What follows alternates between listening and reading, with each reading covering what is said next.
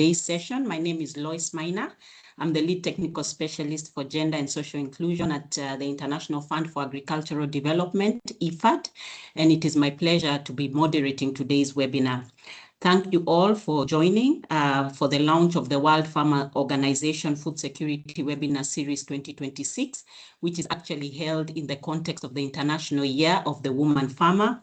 Today's discussion brings together global evidence and the lived experiences of women farmers from across the world to explore a simple but fundamental reality that women farmers are not only central to agricultural production, but they are indispensable to food security, nutrition, resilient food systems, and rural economies. During the next 90 or so minutes, we will hear from leading experts, women farmers representing every region, and global partners. But before we begin, allow me just to share a few housekeeping points. Please keep your microphone muted unless you're speaking. And we also encourage everyone to submit questions throughout the session using the Teams Q&A function. We will try and dedicate time towards the end of the webinar to address as many questions as possible. Also, please note that today's webinar is being recorded, and the recording and any materials shared today will also be made available to the participants. So with that, it is indeed my pleasure to invite Ms. Christina Chirico, who is the facilitator of the WFO Food Security Working Group, and who is also the head of the International Office of CIA Agricoltori Italiani, to provide some opening remarks. Christina works on international agricultural policy, food security, and farmers' participation in global policy processes, representing CIA in dialogue with international organizations and partner farmer organizations. So Christina, thank you so much for joining us, and the floor is yours. Many thanks, Maina, and welcome on behalf of the WFO webinar. Thank you for joining us for around the world. As you said, my name is Cristina Chirico, and I'm from Italia, the Italian Farmers Confederation, and I am honored to serve as facilitator of the WFO Working Group Security and Nutrition. It's composed of farmers organization members from India, Japan, Canada, Argentina, Finland, Switzerland, Australia, and Mozambique. Together, we strive to bring policy orientation to the WFO through a truly bottom-up approach. Today, for us, it is a momentous occasion because, as you said, we are gathering to reflect on the vital role of women farmers within the framework of the International Year of the Woman Farmer promoted by the United Nations. As we know, family farmers produce the majority of the world's food. And within this system, women farmers are at the absolute center. Across all regions, women play a vital role in agricultural production. Increasingly, when it is possible, women farmers lead innovation by adopting new technologies, sustainable practices, and digital tools. In some areas, women-led farms bring crucial contribution to rural territories by reconnecting society and agriculture through a multifunctional activities such as direct sales, agrotourism, social farming, and educational farm.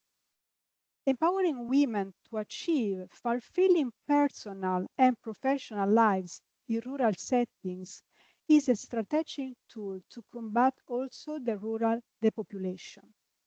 When women thrive, entire families remain.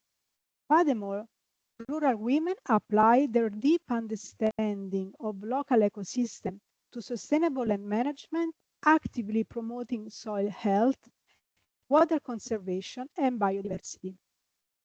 However, as our WFO policy highlights, there is a painful paradox.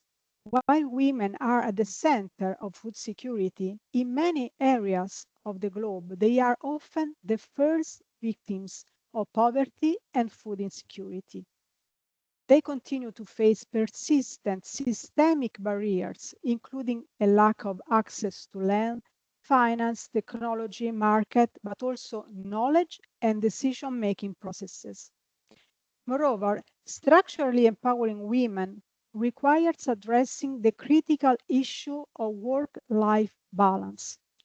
Reconciling entrepreneurship with family life remains a significant challenge, particularly in rural areas where women live, with limited public services and where the heavy burden of childcare and elder care falls predominantly on women. These existing inequalities are currently being exacerbated by global crisis. Throughout the global network of farmers' organizations within the WFO, we see farmers struggling with extreme climate vulnerabilities, the rising cost of fuel, fertilizer, and transportation. This disruption threatens global food security, but disproportionately impact women and smallholder farmers, who often have less capacity to absorb such financial shocks. That is why we are here today. Taking place shortly after the release of the FAO latest SOFI report, our goal is not merely to celebrate and recognize the role of women farmers. Above all, we want to understand their real living condition and identify the concrete needs required to achieve true empowerment in their farming. Because we know without the empowerment of women farmers, there is no sustainable food security and resilient agro-food system. Today, we are thrilled to foster a genuine dialogue. We will begin with the latest global evidence and trends, followed by a discussion featuring excellent women farmers from across all our regional constituency, who will share their experiences, priorities for advancing women empowerment in agriculture. Before we begin, I would like to express my sincere gratitude to the WFO International Secretariat for their exceptional efforts. Our newly elected WFO President, Mr. Mwenda Mailuta, will close today's webinar, and the international organization join us. We are also honored to have Ms. Loisa Maina from IFAD moderating this session, and we thank you all for participating. Thank you, and I now hand over the floor to our moderator. Great. Thank you very much, Christina, for really setting the scene and reminding us why this conversation is so timely. And so to help ground today's discussion in the latest global evidence, it is now my pleasure to introduce Mr. David Laborde, who is the director at FAO's Agri-Food Economics and Policy Division. David has been at the forefront of global research on food systems, food security, and agricultural policy. Today, he will be sharing the latest evidence on the role of women farmers within the evolving global food security landscape. And so we are very happy that he was able to join us. So the floor is yours, David. So now, thank you very much for this invitation. It's really a pleasure to be with you here today. Yes, yesterday we launched our State of Food Security and Nutrition report. That is our annual publication at FAO. It's a flagship publication done in collaboration with four other UN organizations. And every year it gives the number on where we stand on food security and nutrition. And in this context, let me give you the big numbers, but also what is the woman lens, I would say, on this report. So first, I think it's very important to say that after all the increase in global hunger that we have seen during COVID-19, we have entered in a slow recovery. And the number of people impacted by hunger, so this lack of calories, so really the basic things, is now representing 7.8% of the global population of 645 million. So it's still too much, but it has been decreasing. Despite climate change, despite conflict. And this is thanks to the work done by farmers, men and women around the world, that despite all the crises, continue to produce food that are feeding us. Now, around the world, there is a bit of different dynamics going on. Clearly, we have seen a decrease in the different regions.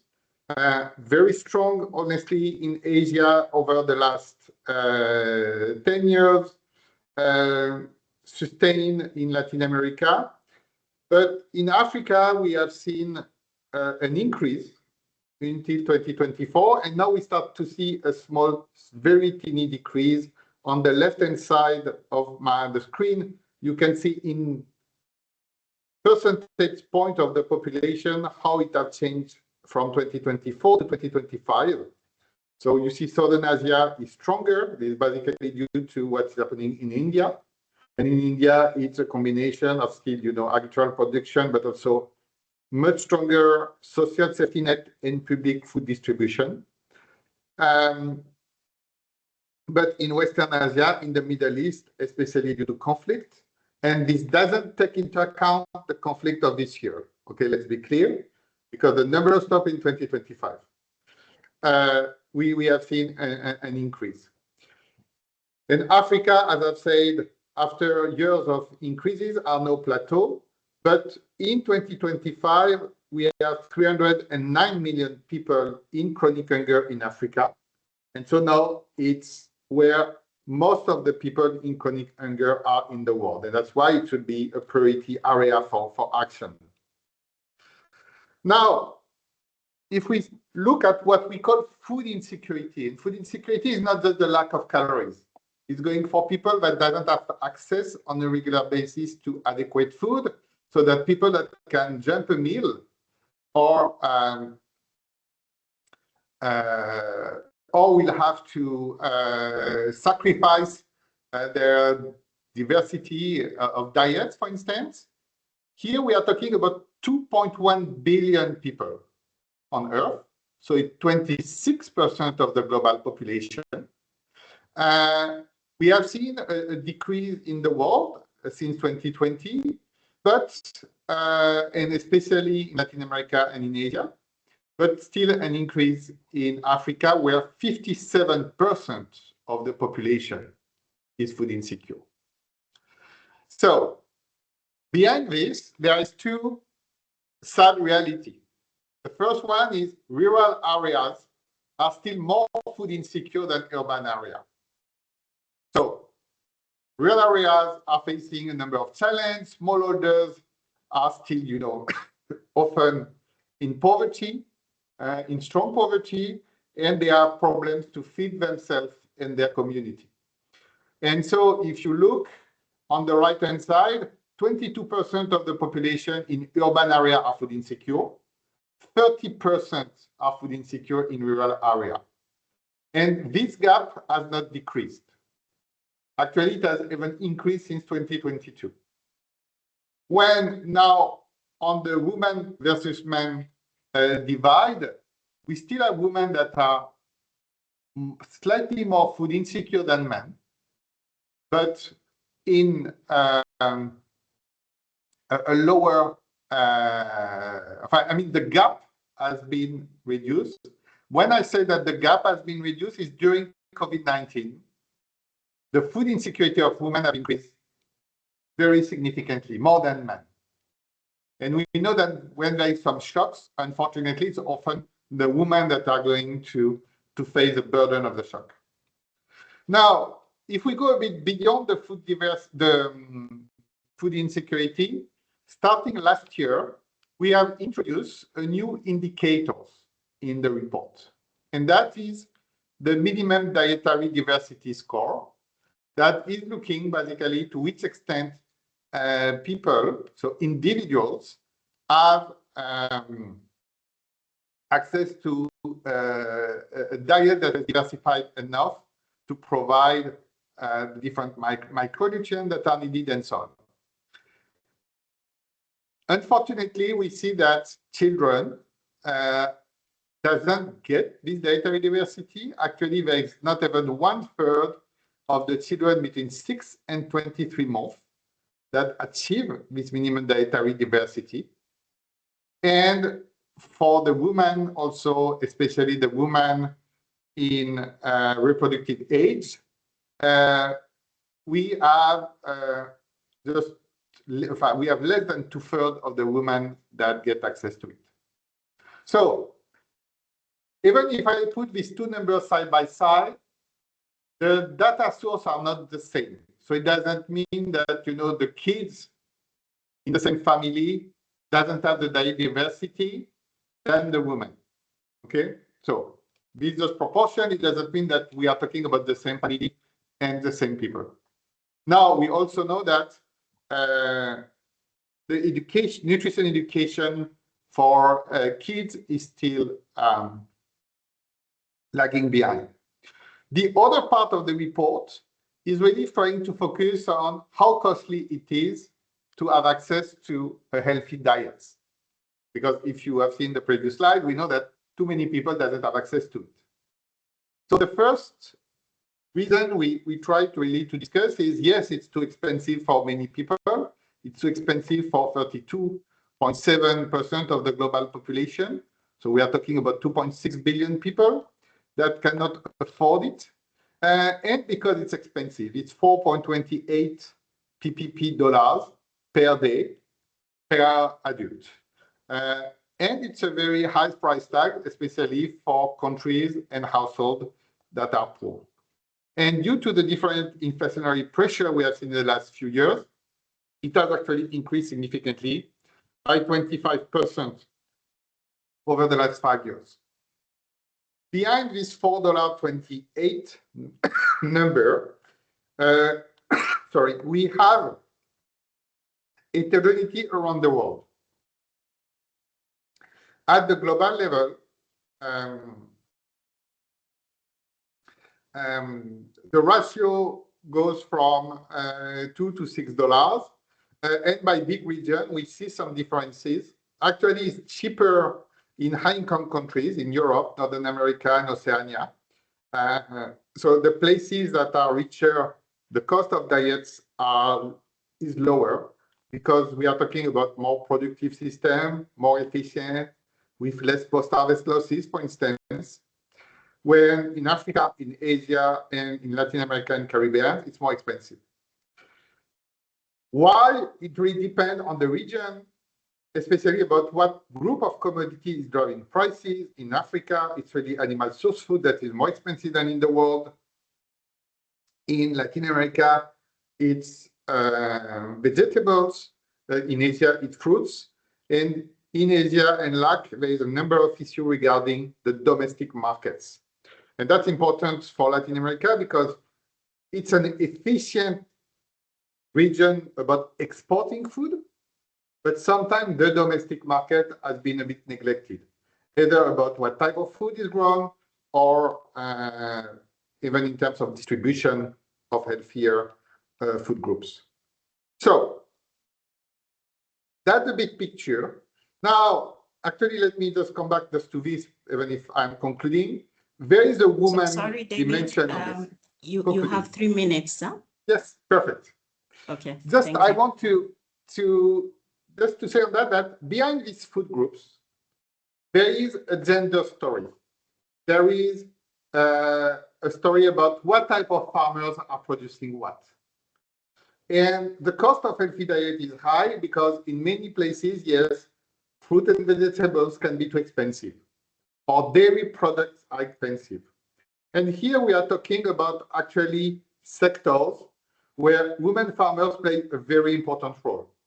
In horticulture, in also dairy sectors, we know that women farmers are more involved.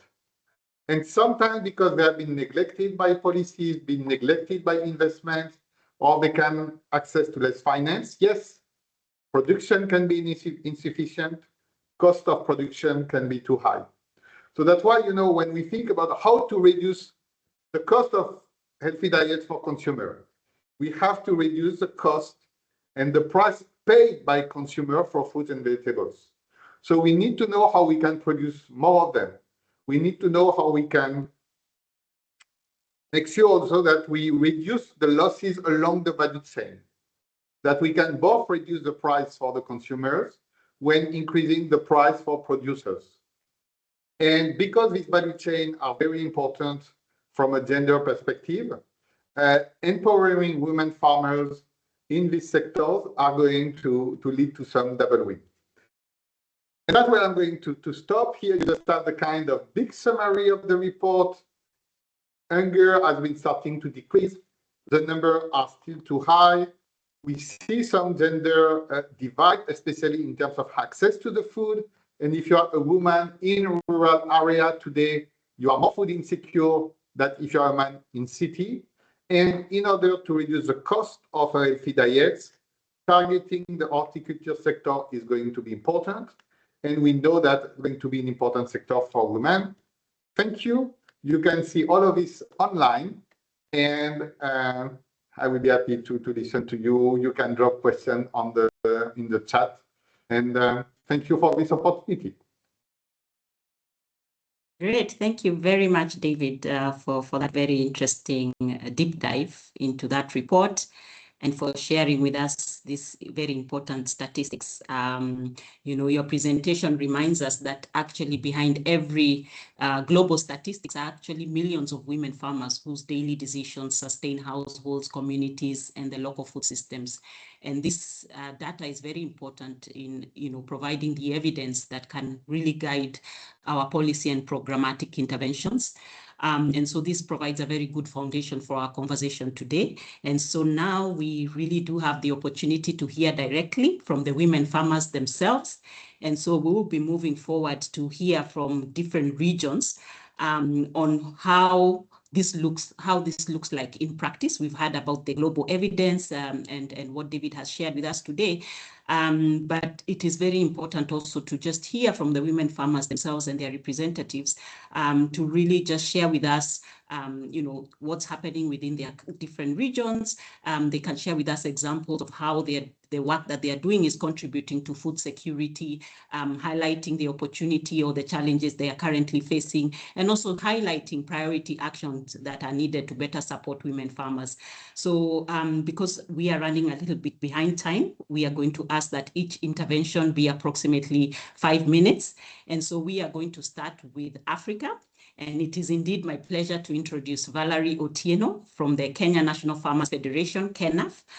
Valerie is a trained horticulturalist and a dedicated project officer at the Kenya National Federation of Agricultural Producers, KENAF, as well as a member of the KENAF Young. She's also an avid farmer herself, specializing in growing Irish potatoes. Valerie is deeply passionate about food security and is committed to contributing sustainable agricultural practices. So Valerie, thank you very much for joining us, and the floor is yours. Thank you very much, Lois. Please confirm that you can hear me. Yes, loud and clear. Okay, thank you very much. It is truly an honor to be part of this webinar today. As introduced earlier, my name is Valerie Otieno. I work for the Kenya National Farmers Federation.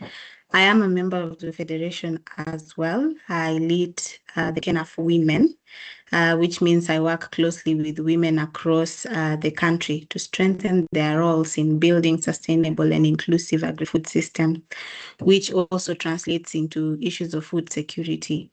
I'm also a farmer myself, as mentioned, which means that I have first-hand experience of some of the problems that the women also get to face. So I will go directly into just sharing the work at KENAF and with KENAF Women and some of the practical things that we do at the Federation to help build our food systems even better. As I had mentioned, the first page is just to introduce the Farmers Federation. We are a membership-based organization with a membership of about 1.6 million farmers. And the women representation out of this 1.6 is about 53%, which is already backing up some of the evidence that was mentioned here before, that women are a large part of production.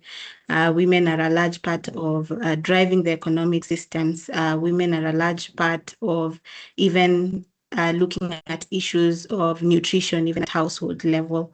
So KENAF represents, articulates, it protects, and also promotes the interest of all Kenyan farmers through lobby advocacy and policy actions. There's also farmer empowerment, capacity building, and also issues of market facilitation. And the motto that we have is the farmer's voice, which in Swahili is sauti ya mkulima. So basically that is what it means. The work that we do with KENAF women is anchored in our pillar 4 that majorly revolves around leveraging youth and women in the value chain, development and commercialization to harness their energy and innovation and knowledge, and also support agribusiness participation while enhancing market finance and skills technology. I will move to the next slide. Yes, so this is just a representation of how the women are spread. Agriculture in my country, Kenya, is devolved in what we call counties. And so from my organization, we work from the grassroots. So we work from the wards to the sub-county, to the county, and also to the national level. So this is just a representation of how our structure looks like. I'll move to the next.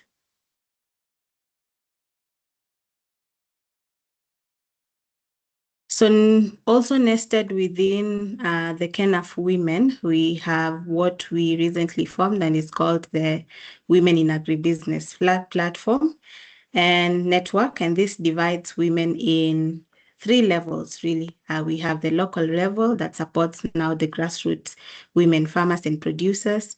We have the national level that has cooperative leaders, entrepreneurs, and people who have scaled up their production a bit.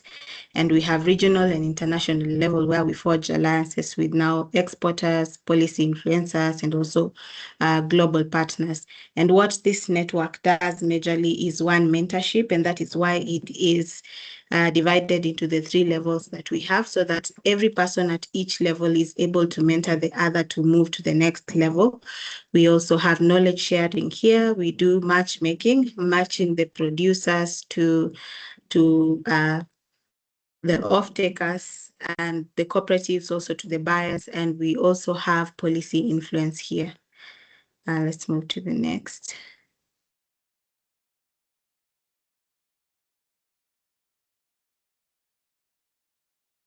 Yes, so I would like to move to some of the practical ways in which KENAF supports women to contribute to sustainable agri-food systems. And I'd like to mention one is capacity building and trainings. And there's a lot that is mentioned about the skill gap that is among the women who are already practicing farming or at different levels of farming and food production. So we do farmer trainings on good agricultural practices, the climate smart agriculture, as well as agribusiness skills, to build women's technical and productivity capacity, so that we are looking at less loss and more food produced, which the end leads to food security. We also look at issues of climate smart, sustainable agriculture, and we support sustainable land management in this issue. This is where issues of soil health also come in. We have climate resilient practices and farm forestry, tree planting, and engage women in environmental conservation as well. The third thing that we do is also strengthen value chain and agribusiness. So we support women to go beyond just production into things like value addition, into processing, into commercialization, into building their capacities to form profitable agribusiness ventures. We also do access to markets and finance and digital tools. We have a tool at the organization, a platform that we call the Sauti ya Mkulima platform, that brings together off-takers, it brings together the farmers, it brings together financial providers and input providers, so that as a farmer trades within the platform, then it is able to build a digital profile for the platform, for the farmer, sorry. And this digital profile then is able to guarantee the farmer a loan without necessarily putting in collateral such as land, which is one of the issues that women are also still facing, access to assets such as land. We move to the next. Sorry, Valerie, you have a minute. So if you can maybe conclude. Okay. Thank you. Okay. So we, okay. So we, can we move to the previous slide so that I just finish on it? Okay, some of the other ways we do advocacy and policy engagement. We organize women into networks.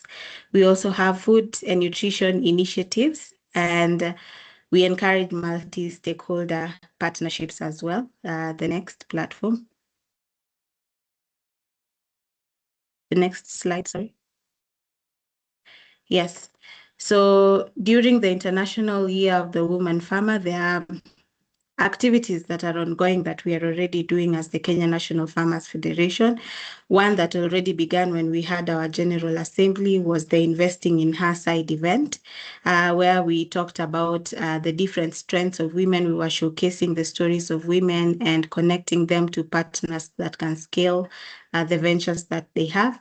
We have her agriculture stories that is showcasing the innovations that women have, giving them opportunities to be able to scale them, and so on and so forth. We also have women leadership forums that we have, as well as evidence for policy, like we did with our Women in Dairy report. To the next.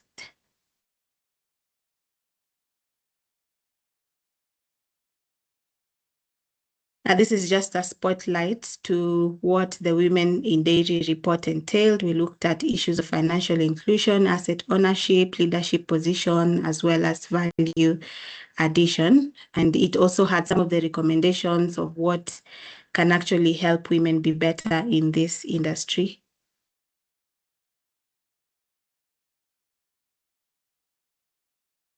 Next. So some of the opportunities that we already have and the work that we're already doing, one is we have the institutional backing that is KENAF, which is already in place. We also have ready-made platforms that we can use to further enhance this work. And also the global momentum of the International Year of the Woman Farmer that we already have that could be able to pool funding for women, showcase some of the things that they have done, and the different innovation, including digital and marketing tools. However, there are still gaps that we have in this section, and we have the resource gap that has been talked about over and over, including access to land, access to finance and technology. We have the issue of accessing credit, issues of financial inclusion. We have issues of underrepresentation in our cooperatives, in our different governance structures, and we also have the issues of climate shock. And one of the key actions that I would actually emphasize would be for us to be able to prioritize investment in women farmers. So we prioritize financial inclusion and legal protection so that we unlock the potential of the women farmers that we have. To the next slide.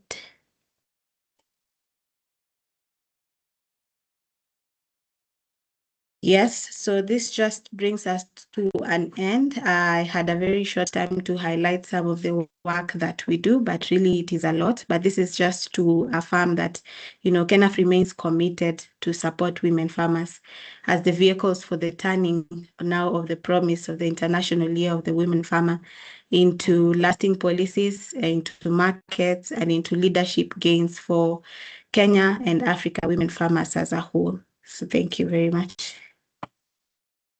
Great. Thank you very much, Valerie. And thank you so much for sharing with us the important work that KENAF is doing and really highlighting very, impactful initiatives that you have targeting particularly rural women farmers. And then thank you also for that call to action. The International Year has indeed developed, a lot of momentum. I think the challenge now is how to translate that momentum and the commitments to, to continued action. So thank you very much. And maybe just to remind participants that, feel free to share any questions you have for any of our presenters in the Q&A chat. And, we hope to have some time towards the end so that they can respond to the questions. I've also seen a question regarding the webinar slides, and indeed the webinar recording and any material shared today will also be made available to the participants. So now allow us to move then to the next region. And so we will now be moving to the Asia region. And I am delighted to introduce Ms. Vule Wai Vuan from the Vietnam Organic Farming Association. She has more than 30 years of working experience with the Vietnam Farmers Union and is a former Vice Director of the International Cooperation Department of the Vietnam Farmers Union. She is also a member of the Vietnam Organic Agricultural Association and works closely with farmers' organizations to enhance their capacity on agroecological and organic farming, including sustainable and responsible food systems. So welcome, Ms. Vuan, and the floor is yours. Yes, thank you very much. May you share the screen already? Yes, good afternoon. My name is Vuan. I work for Vietnam Farmer Union for a long time ago, and now I am a senior advisor of forest and farm facility supported by FAO for Vietnam, and I am member of organic associations of Vietnam also. Today I will tell story about Yến Dương Cooperative led by Miss Ma Thị Ninh. We approach from the food security, from the commune, from very, very grassroots level. Please, next slide, please. The cooperative and Ms. Ma Thị Ninh is a member of Vietnam Farmer Union. Vietnam Farmer Union, we have more than 10.3 million of members in whole country. And now we work with the farmer. We encourage the farmer to work together to establish the collective group or cooperative so that they can work together for agriculture production and for business. And please, next slide, please. At the beginning. Hello, can you move to next slide, please? Yes, okay. Now I tell why we work with the farmer at grassroots level, and Yến Dương Cooperative is the one model of a farmer organization. How we encourage the people to work together. We work with them, and based on that, Ma Thị Ninh collaborate with other 7 members to establish a cooperative. And they have discussed, and they want to work together, apply the sustainable way. And they have the slogan, the ecological agriculture and happy community building.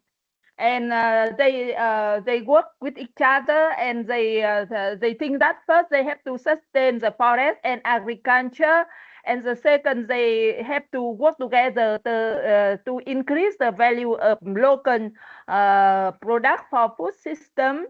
And the third thing, how they can work together when they have the cooperatives. Cooperative will link the farmer with the market through the value chain, and they can supply to the market with a big volume. And they think that they can make more value added from processed product, and they can increase their income. This is some missions the cooperative work together and they determine. And next slide, please. And when Ms. Ninh work with their members, they determine the main product they can produce. First, they develop the member, they associate not only in their village, but they associate with other members in the commune. And now in 2025, they have 25 official members of cooperative and nearly 300 associate farmer household. And cooperative can employ the permanent worker about 8 or 10, and they also in seasonal worker, they can hire another labor in the village. And they have 3 products. Is the green squash. It's very special squash. And necktie sticky rice is a very indigenous sticky rice of this village. And the third thing is they have the red arrowroot. And from those products, they grow and they do processing. Next slide, please. Next slide, please. Please, if you can wrap up. Yes, yes. Thank you. Yes. Wrap up. Okay. And here you can show after some years they work together. They not only grow in the field, but they can process it, and they make more money from those products. And next slide, please. Yes. Here you see when they work together after 7 years, because and nearly 10 years after 8 years and 7 years, if we calculate from 2018 to 2024, they can increase the production and revenue, and member income increase from 20 to 30%. And here you can see the production and the capital, the revenue they got from those products. Yes. And from the green squash, they got a lot of money when they work together. They not only grow in the field, but they also produce the tea from the green squash. And next slide, please. Yes. And they not only invest in processing, they also invest in the transportation and logistics. They can buy the truck and the pickup, and they sell. They build up the warehouse for packaging and for processing. It means that from the working together, the women farmer can not only in the very well in the field, but they can work very well in processing, and they can expand their production by the logistics, and they can meet the big order. Yes. Next slide, please. And how Vietnam Farmer Union and Forest and Farm Facility can help them. We think that first we have to focus on capacity building for cooperative, for farmer organization at grassroots level. And the second thing, we have to think from the market side. We link those issue of market to the business in the grassroots level. And VNFU and FFF organize the training, many training for farmer and for cooperative. For example, they can help how they can manage their organization, how they can manage cooperative. Ms. Wan, yes. We are really running out of time, so yes. Please, if you can conclude. Thank you. Okay, thank you. Yes. And we think that they got some achievement, but now we also have some challenges of cooperative. If we have the time, we can have some challenges for the farmer and for the women farmer. Yes. Next slide, please. The challenge and difficulty. Yes. Here we have to continue to work with the farmer organization and women farmer.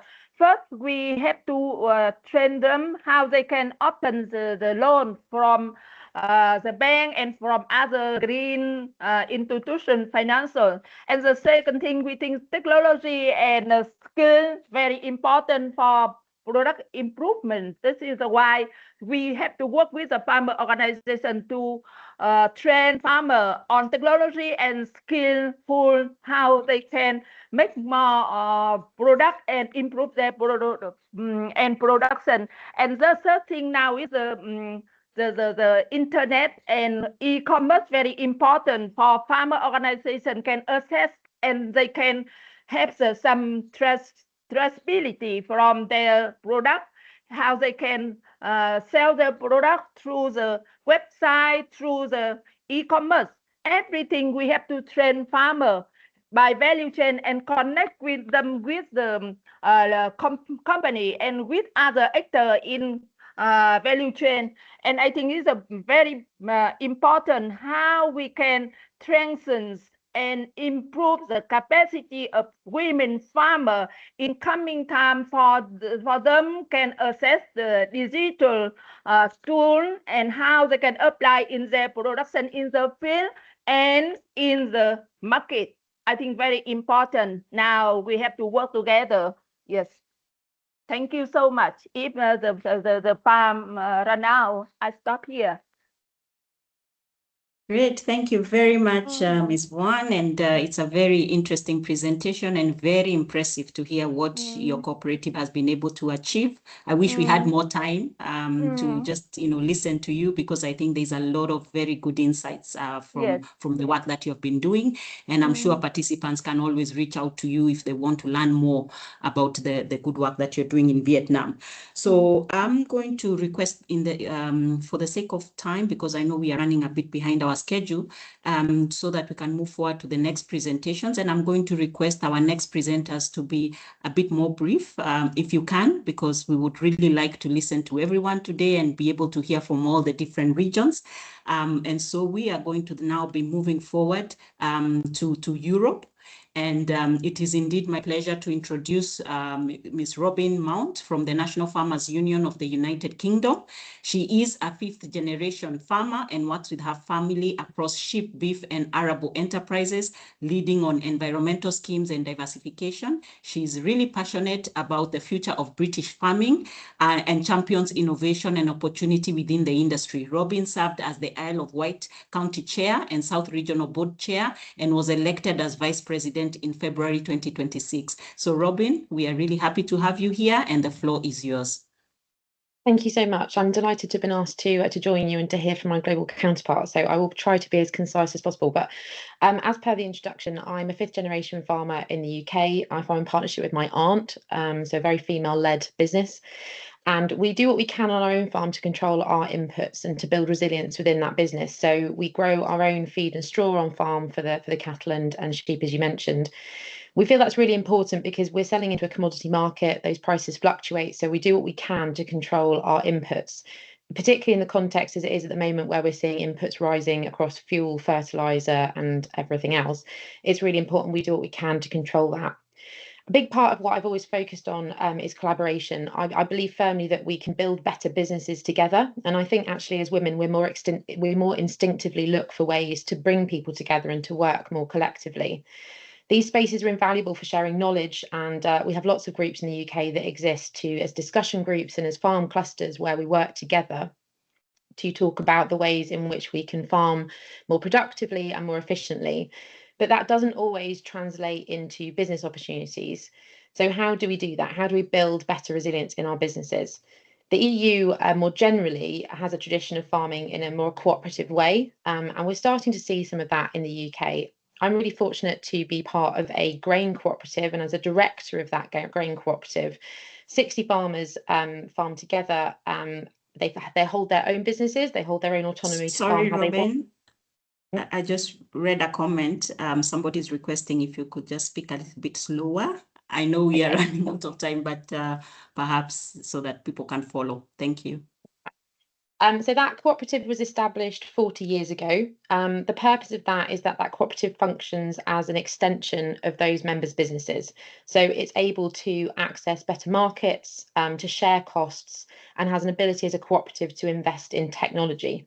In recent years, that's allowed us to invest in the processing and the storage on a collective site, to add green energy through solar panels, and to install a feed mill. So we now process our own product into animal feed that is then sold back into the farming community on the Isle of Wight. It's also allowed us to process product ourselves so that we can direct sell, which allows us to control the markets that we're selling into and to add value to those products. This would not have been achievable by those businesses by themselves, but as a collective and as a cooperative, we've been able to open new markets and add value to our products. On the basis of how successful this has been, myself and a couple of other female farmers have come together to set up a new meat cooperative locally as well. This will build on that same process by bringing farm businesses together to create trade opportunities and to create contracts that allow us to have long-term commitment to our production. This is a game changer for us in terms of knowing that we have price points and places that we can put our products into. It's a really positive move, and it allows us to sell into the local economy and build on that circular economy by using the feed from the grain cooperative and then selling the meat back into the local economy. There's a great passion for buying locally, and being able to talk about our story and the way in which we farm with the environment has been really well received. So we're looking to build that. We've established ourselves as a cooperative and we've got our first contract in place. So this is great progress for us. At a national level in the UK, as I say, I am the Vice President for the National Farmers Union for England and Wales. We have some 43,000 farmer and grower members, and we do what we can to bring those farmers together at county and regional levels to explore opportunities and to think about how we can work together again for that productivity and efficiency. Ultimately, a resilient food system that provides food security to its population, and in the UK we feed some 70 million people, has to be underpinned by profitable businesses. Minette Batters, who was our first female president for the NFU and a passionate advocate for WFO, published her profitability review for agriculture in 2025 that was commissioned by the government at that time. This profitability review contained some 57 recommendations which focused on supply chain fairness, enabling business growth and investment. This was underpinned by a partnership approach with our government. We've literally this week had a new Prime Minister be appointed and a new Secretary of State for Agriculture. So we're focusing really strongly on reinforcing those asks around food security being national security. At a time when globally we're seeing, unfortunately, food insecurity rising, as was presented earlier and in the webinar, it really could never be more important for us to think about how we build resilience and access and stability in food markets, both globally and at more regional levels. So our focus on government at the moment is asking them to ensure that they recognise the importance of British food and making sure that we as businesses can continue to produce affordable food that is available to households, that they think carefully about reducing friction in trade agreements and making sure that standards are properly underpinned to protect British production. And this would be the same in other EU constituent countries. To ensure that planning... Robin, if you can wrap up now, please. Thank you. Making sure that planning systems work for local businesses, because investment in on-farm infrastructure is absolutely essential. Making sure that we've got access to workforces that can ensure that our businesses are able to function, and ultimately making sure that the investment and growth is underpinned by the support of government. Government has to make sure that we have stable and joined up policies so that we have fair and consistent regulation that gives farmers the confidence to invest. And this is just so important when we see strong and innovative women coming into the industry and providing them with the space to do this. This will ensure that we have strong domestic food production, which allows us to support global and national food security. Great. Thank you very much, Robin. Again, a very interesting to hear your experience, and very impressive what you've been able to achieve also with the cooperative and the other farmers. And also thank you for the leadership you continue to provide. And I think, you know, it's very impressive to see women leaders like you leading and really providing very innovative, you know, initiatives that are really driving growth. And so thank you very much for sharing your experience. And so allow me to move on to the next speaker, and we are going to be moving to the Oceania region. And I'm pleased to introduce Georgie Somerset from the National Farmers Federation of Australia. Georgie is a Queensland beef producer and rural industry leader based in South Burnett, where she and her family operate a multi-generational cattle business. She is a director of the National Farmers Federation and previously served for 6 years as the general president of the AgForce Queensland, becoming the first woman to hold the position. So Georgie, we are very happy to have you today, and the floor is yours. Thanks so much, and thanks for the privilege of being part of celebrating the International Year of Women Farmers. As you said, I'm a beef producer in Queensland in Australia, and family is everything to us. And in Australia, over 90% of our farms are still family operated and run. And so families are critical to what we're doing. And I think women are at the centre of those families and therefore are critical to the sustainability of agriculture. It was only in 1993 that women could actually put on the Australian census that they were a farmer and that they could take out finance and loans in their own name. And so I think we've made incredible progress in the last few decades around the role of women farmers. We live in a climate where we really focus on productivity, nutrition, genetics, and business agility because we are constantly dealing with climate, which I'm sure is the same the world over, that we are all trying to do the best thing and produce the food. So Australia produces over 100 billion value of agriculture, and within that beef is about 2.2 million tonnes. And so that is contributing to global food security.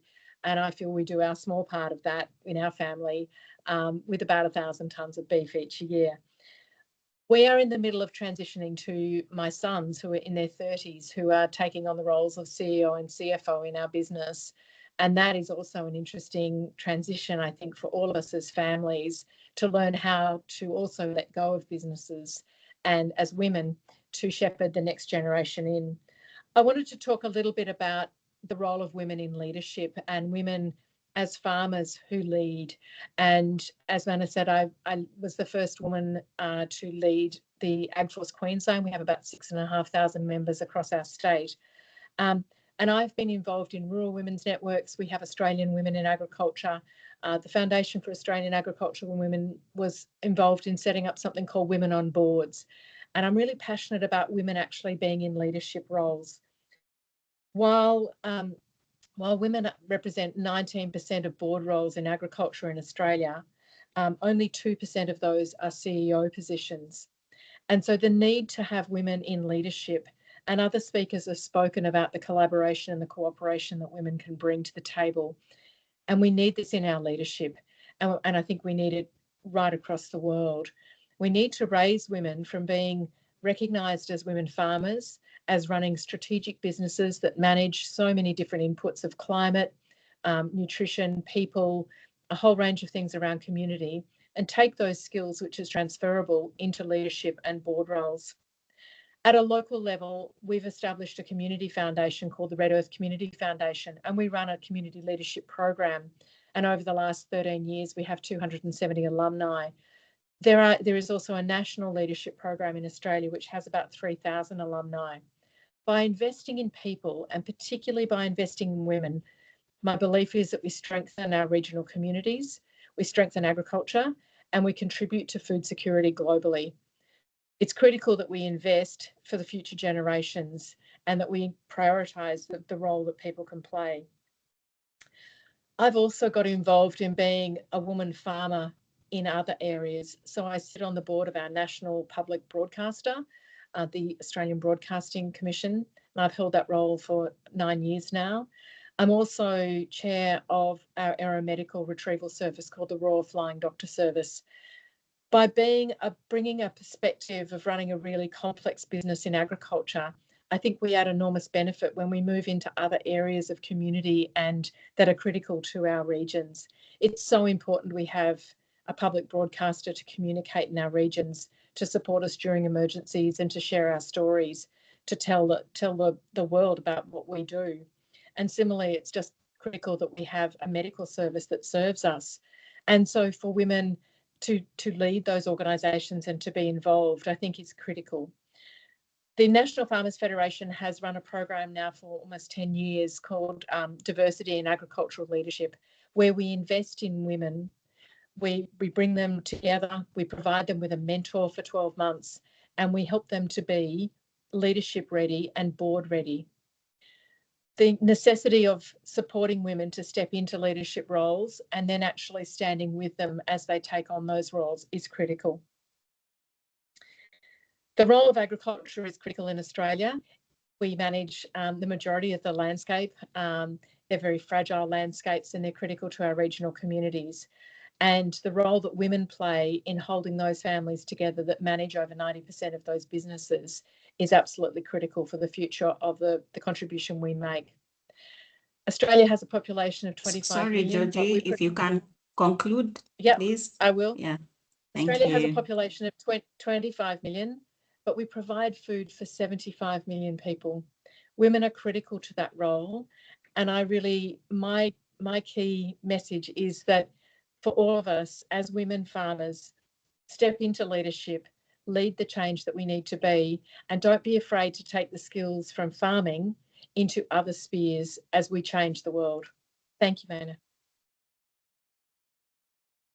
Thank you very much, Georgie, and very well said. It's very, inspiring to hear what you have been able to achieve, especially as a woman leader. On many fronts, you have been a front runner.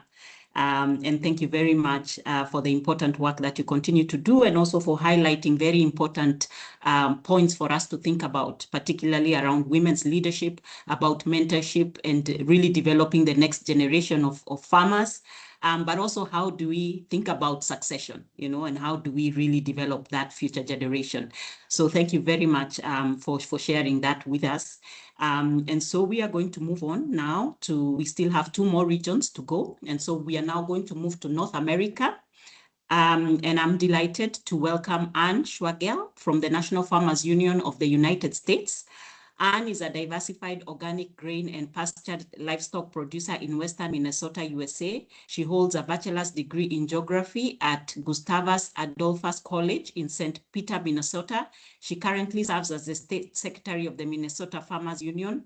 Anne, you're welcome, and the floor is yours.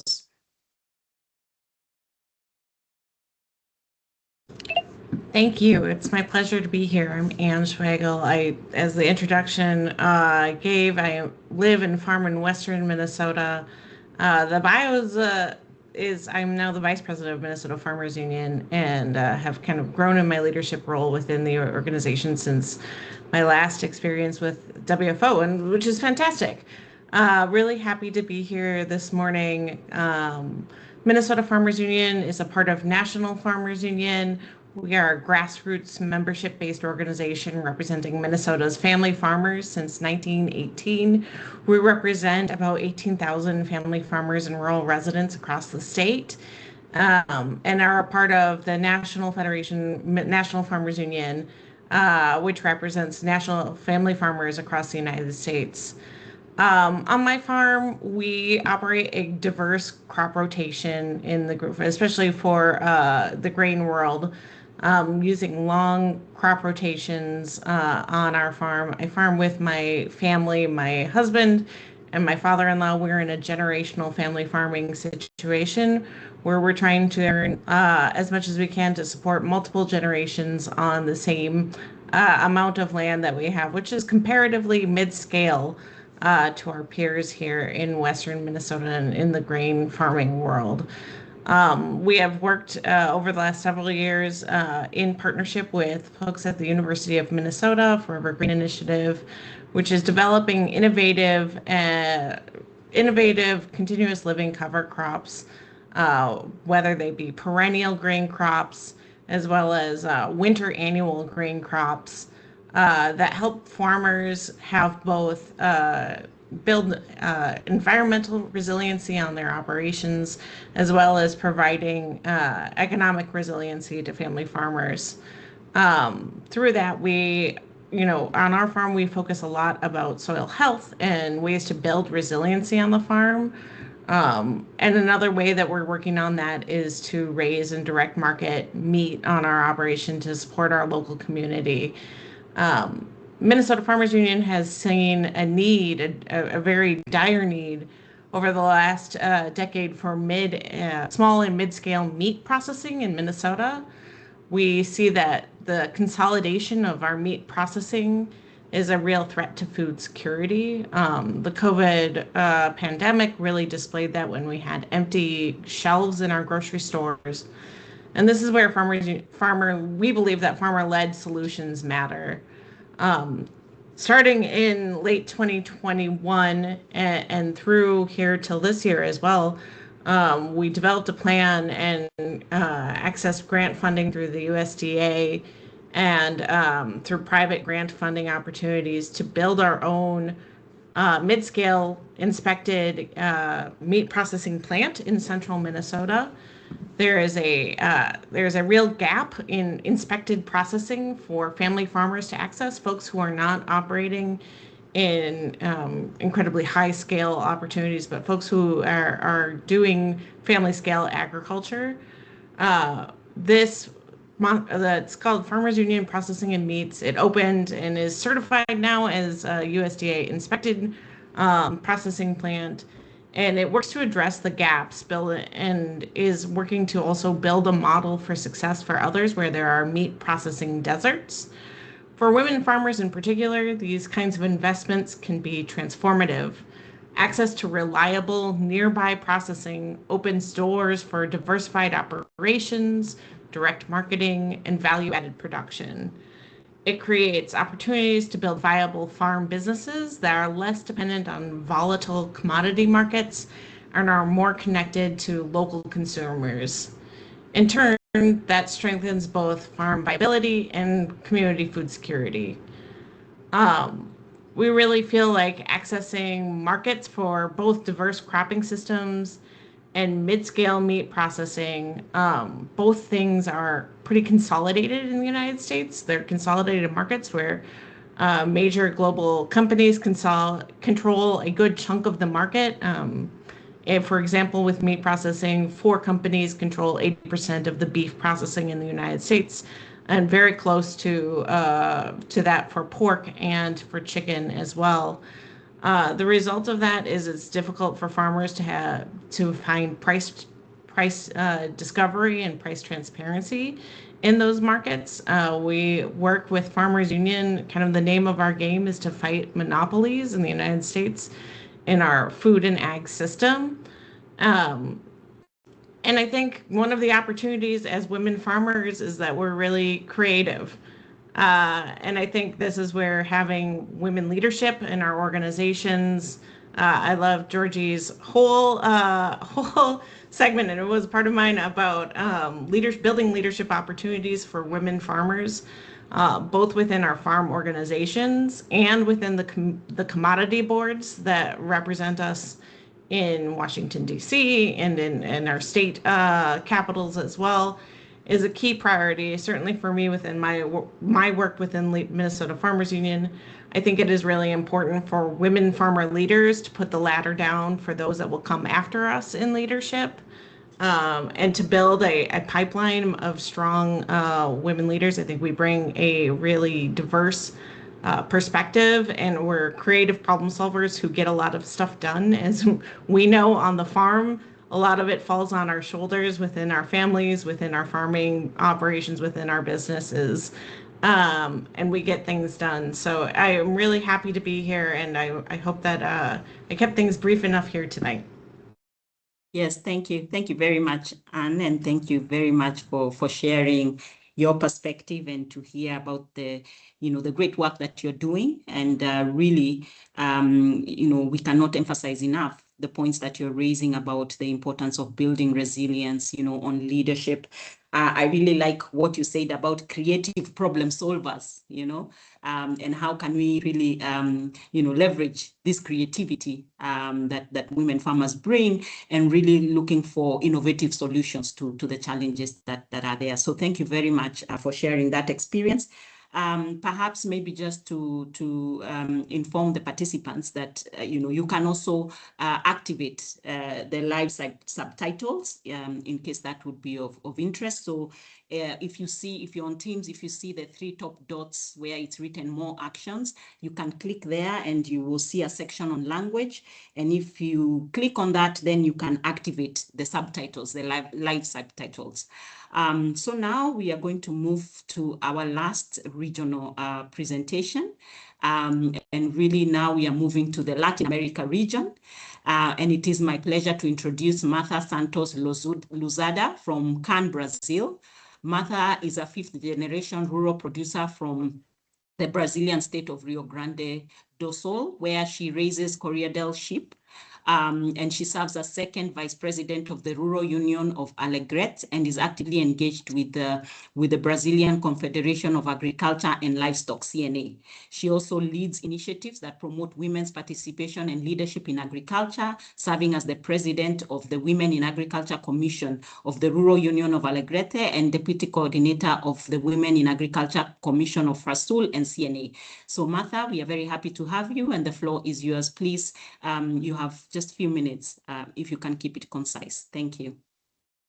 Good morning, everyone. It's a real honor to be here today representing Brazil, the National Confederation of Agriculture, CNA, and above all, the farmers of Rio Grande do Sul. Together with my husband, who is a veterinarian, and our son, who is also a veterinarian, we run our family farm in Alegrete in southern Brazil. Our farm is located in the Pampa biome, one of the world's largest and most important natural temperate grassland ecosystems. The Pampa is much more than the landscape where we live and work. It's a unique ecosystem, rich in biodiversity, where livestock production and native grasslands have coexisted for generations. On our farm, we raise Brahma beef, produce irrigated rice, and operate a full-cycle sheep enterprise with Hampshire Down and Border Leicester breeds. For us, farming is much more than a business. It is a way of life built on responsibility, knowledge passed from one generation to the next, and a deep respect for the land. Every day we work with one purpose: producing safe, high-quality food while caring for the natural resources that make this possible. We believe that productivity and sustainability are not opposite goals. They go hand in hand. One example of our contribution to food security is our commitment to sustainable livestock and crop production. In the Pampa, responsible grazing helps maintain native grasslands, preserve biodiversity, protect the soil, and contribute to carbon storage. Healthy native grasslands mean healthy soils, healthy animals, greater biodiversity, carbon sequestration, and ultimately sustainable food production. In our cattle production, we focus on genetics, nutrition, and responsible management to produce high-quality beef efficiently. In our sheep enterprise, we carefully manage pastures to promote animal welfare and maintain soil health. In rice farming, we continuously adopt technologies that improve productivity while using water responsibly. This practice allows us to produce more while using natural resources wisely, contributing to food security with environmental responsibility. But sustainable is not only about technology, it is also about people. On our farm, decisions are shared across generations. Experience, innovation, and new ideas become together every day, allowing us to adapt, improve, and prepare the farm for the future. I also have the privilege of serving as a president of the Women's Committee of the Rural Union of Alegrete. Through this work, I have learned that stronger rural communities are built when people have opportunities to participate, learn, and lead. Agriculture becomes stronger when we invest in people, encourage leadership, and create environments where knowledge is shared openly. Of course, we also face important challenges. Climate change has become one of our greatest concerns. Southern Brazil has recently experienced severe floods and long periods of drought, reminding us how vulnerable food production can be. At the same time, farmers must continue investing in innovation, research, infrastructure, education, and access to information to remain productive and resilient. These are challenges shared by farmers around the world. and that's why cooperation is so important. Governments, international organizations, research institutions, and producers all have a role to play. If I could suggest one priority, it would be this: continue investing in agriculture research, rural education, innovation, and exchange of knowledge among farmers across countries. When producers have access to science, technology, and training, they are better prepared to face climate challenges, improve productivity, protect natural resources, and strengthen global food security. The food of agriculture depends on partnerships, trust, and continuous learning. Finally, I would like to leave one simple message. Behind every meal, there are people who wake up every day committed to producing food with responsibility, dedication, and respect for nature. Supporting farmers means supporting food security, stronger rural communities, and a more sustainable future for everyone. Because food security begins with those who produce food. Thank you. It has been a privilege to share our story with you. Great, thank you very much, Martha. Thank you very much and very well said. So many nuggets from what you have said today, and really nice to see the pictures of your beautiful farm and to hear how you are really taking farming, in such a responsible way, and that you have emphasized the importance of collaboration, shared decision making, women's leadership. So many very interesting insights. So thank you very much, and for the great work that you're doing, especially in the leadership roles that you have in your country. So thank you very much. So I really just want to thank all our speakers from all the different regions. And although these experiences come from very different contexts, I think you can agree that there are several common themes that have emerged.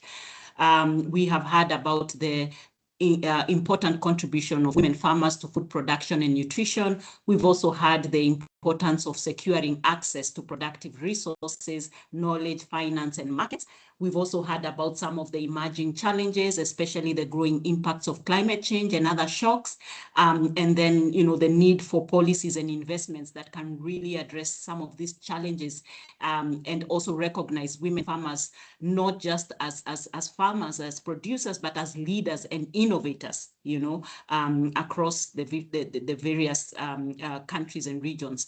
And so these perspectives remind us that strengthening food security requires investing in the agency, leadership, and farmers. And so it's very, it's very good to hear from all our different speakers today, and from the, important work that they are doing across the various regions. And so to really help connect these experiences with the broader global processes, it is now my pleasure to invite Kirabo Subi, who is representing the Women Major Group. Kirabo is a research scientist at the International Center for Research on Women, and is a PhD researcher in public health. She has over 12 years experience and has been co-leading a global knowledge synthesis, examining the intersections between masculinities and food systems, with the aim of generating evidence that can inform more gender transformative and inclusive agri-food policies and programs. So we are very happy to have you, Kirabo, and we look forward to hearing the global perspective on women's empowerment and food security, and how international processes can help advance the priorities we've had today. So the floor is yours. Thank you very much. Good afternoon to you all. Kindly confirm if you can see my screen and if you can hear me clearly. Yes, we can hear and we can see your screen. And you have just 3 minutes, please. Okay. Thank you very much. So we've had a lot compelling evidence on the importance of women farmers, and I'd like to build on that discussion, sharing insights from ICRW's recent global knowledge synthesis on masculinities and food systems. The central message in my presentation here is very simple. Women's empowerment is not only about empowering women, it is also about transforming the gender norms that shape food systems. So this is a food in our study on food systems and masculinities. We have seen from research and practice that tremendous progress in placing women at the center of the food systems discussion is ongoing, and that is wonderful. However, one important dimension has not received enough attention, and that is masculinities. Masculinities are not simply about men. They refer to the social norms and expectations that influence who owns the resources, that influence who makes decisions and who accesses opportunities and whose voices carry authority within food systems. These norms affect not only gender equality, but also agricultural productivity, the household nutrition, climate resilience, and ultimately food security. This gap in knowledge prompted us to undertake a global synthesis to understand how the constructions of masculinities shape and are shaped by food systems at local and global levels. So we reviewed 20 years of global evidence, looking at research from multiple, peer-reviewed research from multiple disciplines. And one of the things that we found that stood out is that food systems don't simply reflect existing gender norms, they reproduce the gender norms.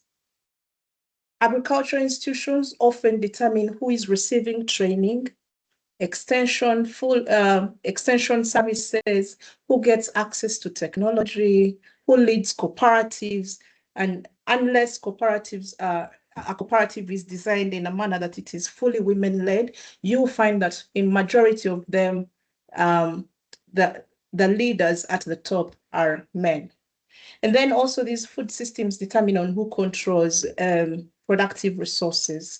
Over time, these systems reinforce the idea that men should own, lead, and decide, while women are contributing labor without equivalent authority. This means that food systems themselves can unintentionally reproduce inequality unless they are intentionally and deliberately designed to do otherwise. Another key finding that came out of our review is that across all these multiple countries, the evidence showed that women participate extensively in food systems. And we have heard from the previous speakers that a large majority of the women are engaged in production and all. Yet agricultural activities, when agricultural activities become more profitable, men often assume greater control over the land, the technology, the income, and the marketing. One of the examples that I could share with you that we found in one of the studies is the Kenya's dairy sector. Women managed informal milk sales. But once the milk entered the formal market and it became, the returns increased, then men gained more control over the income. So this means that increasing women's participation alone is not enough in agriculture. Programs must also address who ultimately controls productive resources and decision-making. Another last finding that I'm going to provide, it is a big report and it will be available at the end of the month on the ICRW website. But I'm just sharing highlights that relate to food security in our discussion today. Another finding that came out of this was that masculinities also influence food security itself. Masculine expectations around provision, the authority, shaping household decisions about food, about the expenditure, about agricultural investments. In one of the studies that we looked at, it looked at climate shocks and how masculinities reacted. During climate shocks, these norms can also affect how households adapt. For example, when men see that providing for the family is central to their identity, and livelihood losses can become identity losses as well. This means that it affects men as well. If you can conclude, we are almost at time. Okay, please. I'll do that. So this makes adaptation more difficult. This simply implies that gender norms affect both women and men, but ultimately they influence household food security and resilience. And in my last message, as I'm wrapping up, this is the way forward that we came up with that is evidence-based.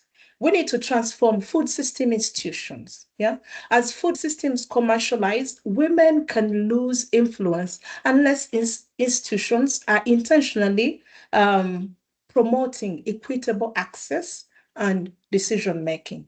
This means redesigning extension services, financial systems, producer organizations, and value chains so they do not reinforce existing gender inequalities.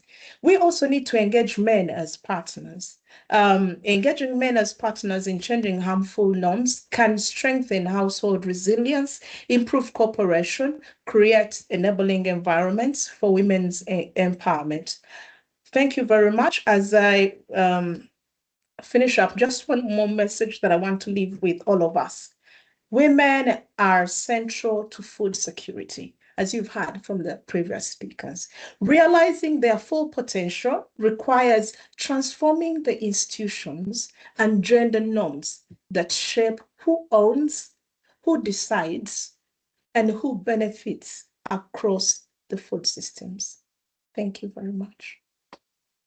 Thank you. Thank you very much, Kirabo. Very important points you have raised. And thank you also for highlighting the important work you're doing. And I'm sure, our audience will be very keen to read more about this synthesis, and I'm sure it will be made available for them.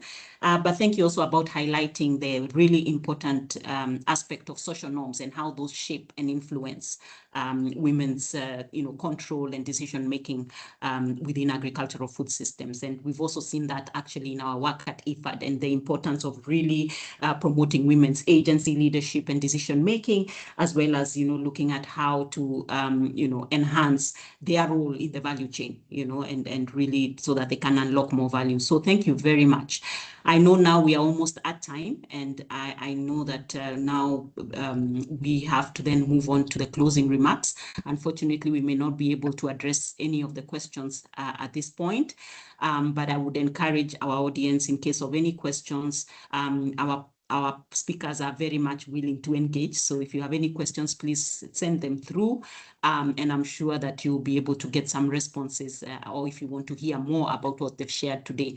So at this point, allow me, and it's my great pleasure, to invite Dr. Daniel Mwenda Mailutha, who is the president of the World Farmers Organization and the chief executive officer of the Kenya National Farmers Federation, KENAF, to deliver the closing remarks. Dr. Mwenda is an expert in applied agricultural economics and rural development, and has extensive experience working with farmer organizations. And he is also a practicing farmer who is involved in dairy production, farm forestry, and apiculture. So, Mr. President, the floor is yours. Thank you, Maina. Thank you very much. For a moment there, I thought you're saying I'm the president of the women farmers. Not that I would mind. Yes. Thank you very much. It's unfortunate that we ran out of time because we had wonderful presenters. It would have been a good opportunity for the participants to engage with them. But like Maina said, please, the speakers will be available to answer your questions. So while we run out of time, do engage with the speakers through the WFO. I'm sure we are going to be guided on how this happens. So like Maina said, my name is Mwenda Mailutha. I am the president of the World Farmers Organization, elected only last month in June during this year's General Assembly in Nairobi. So these are among my first assignments as the president. I'm also the CEO of the Kenya National Farmers Federation, which is a proud member of the World Farmers Organization. Let me begin by thanking our speakers, the wonderful speakers from across the constituencies within the WFO, but also our partners like IFAD, where Maina comes from, David Laborde from FAO and the wonderful SOFI Report, but also our last presenter, Kirabo Subi, with that very wonderful insights. I know we're out of time, so I'm going to just point out a few things that will help us close this important webinar as we continue celebrating the important work women do in agricultural production and in food systems around the world. One, women farmers are indispensable economic actors and agricultural leaders. And we've seen this from different speakers, from what Kirabo has just told us, bringing up insights that are not about including masculinities in food systems. She's also mentioned how in their study in Kenya, they realized that when milk gets into the formal system, it is the men who end up controlling the money. It's very interesting. Also because KENAF herself has been working with, has been spotlighting the role women in the dairy sector play in Kenya. And indeed, during the WFO General Assembly this year, only last month, we did launch a report that would also be willing to share on women in dairy in Kenya. So women are indispensable economic actors and agricultural leaders. We cannot overemphasize the importance of this fact.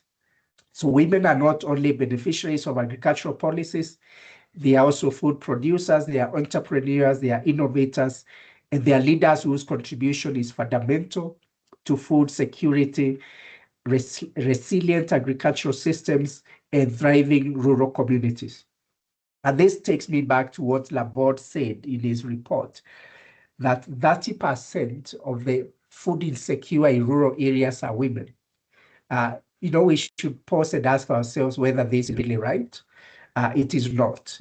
It is not that women who bear the most burden in producing the food in this world are food insecure, and 30% in rural areas. That is not just allowable. For women to become really these indispensable actors, we need to address structural barriers. And a few of you have talked about access to land. We've talked about access to finance. Georgie has talked about women in bonds and the very interesting things NFF in Australia seems to be doing. We've also had Robin talk about what they are doing in the context of the NFU in the UK. But these structural barriers really are things we need to address so that women can become these indispensable economic actors and agricultural leaders. Agricultural leaders speaks to what Georgie talked about, diversification in agricultural leadership. So bringing a lot more women leaders into cooperatives, into farm organizations. I think that is important. Access to land, and I'm happy Mother from CNA Brazil talked about Pampas, the Pampas ecosystem, and you could sense even when she was talking about the pride she has. And I think this is something we as farmers need to have. We need to be proud of the ecosystems in which we produce food and want to protect those ecosystems, want to protect the soils, the water systems, so that we can continue feeding the world, because that is what we do best as farmers.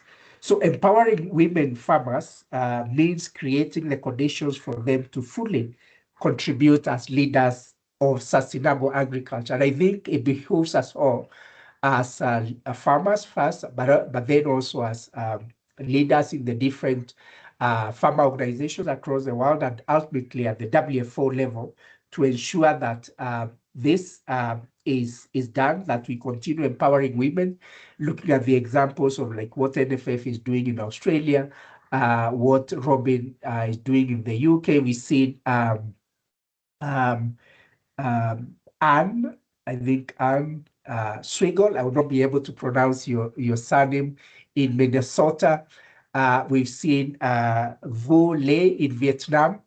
And I think if we combine all this, if we combine all our efforts in our different national farmer organizations, make sure that the voice of the woman is effectively heard.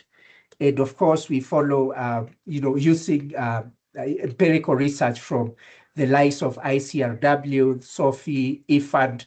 IFAD indeed invest in rural communities, using their empirical research, we can ensure that we strengthen this aspect of making women indispensable economic actors and agricultural leaders. Number two, food security starts by empowering farmers. So we cannot talk about food security without empowered farmers. And women farmers must have equal opportunities to succeed. I cannot overemphasize this, and I will not really repeat, because our different speakers have addressed this. And how do we empower women? Is by ensuring that they have equal access to productive resources, to land, to finance, to water, to leadership opportunities. So by doing this, we empower women farmers, and by empowering women farmers, we strengthen or we make more resilient agri-food systems, not only in our communities, but also in our countries, and ultimately at the global level. Then lastly, this International Year of the Woman Farmer must have a lasting legacy. A lot of times we celebrate years, we celebrate events, but then what happens after, we celebrate 2026 as the Year of the Woman Farmer? The success of our celebrations and whatever we do during this year will be measured by the impact we bring to bear after 2026. So which means the discussions we are having, the work we are doing to bring forth the voice of the woman, to make that voice more effective, to empower that woman farmer, to ensure that she has equal access to productive resources. It will not matter if we only do it this year, but it will matter a lot if we continue doing it even after the year 2026.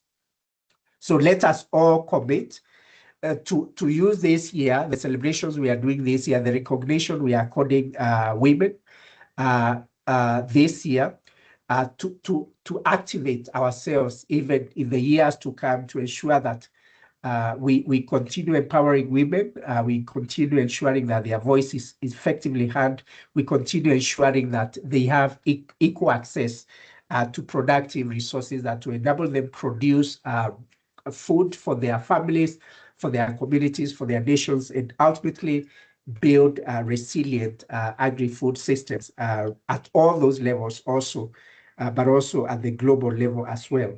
So the true legacy of this International Year will be measured by the opportunities it creates for women farmers long after the year has ended. So unless we have this, it will be that we just celebrated a year and that's it. But let's all commit to building the legacy of this year by ensuring that in many years to come, 5 years, 10 years, 50 years to come, we can look back and say that we started really strengthening the role of women in the agri-food systems to ensure that they have the resources they require to help us build a resilient food systems. So that's it for me, Magda. I don't know whether I have more time. If I do, I can continue, but if not, I hope that we'll be able to connect again before the year ends, and we'll continue looking at how are we building the legacy of this year in the context of the World Farmers Organization. And I thank you again, our speakers, for the wonderful insights you brought to bear. And I do hope that we shall continue engaging with you and learning a lot from the wonderful experiences that you all have to offer. Thank you very much. Thank you. Thank you very much, Mr. President, and congratulations on your election. And thank you really for being a great ally and champion in this work. And thank you also for reminding us that the International Year of the Woman Farmer must have a lasting legacy. And I think that's a very important takeaway, that we must see the impact. The success will be the impact we see even beyond this year. So thank you very much. And that really marks the end of our webinar today. And so thank you very much to all our distinguished speakers, all our participants who have joined all around the world. And sorry that we went a bit over time. And thank you also to the WFO team for organizing today's webinar. Today's discussion has been very enriching, and we hope that this conversation will continue well beyond this session. So thank you everyone for joining us, and we wish you a wonderful day ahead. Goodbye.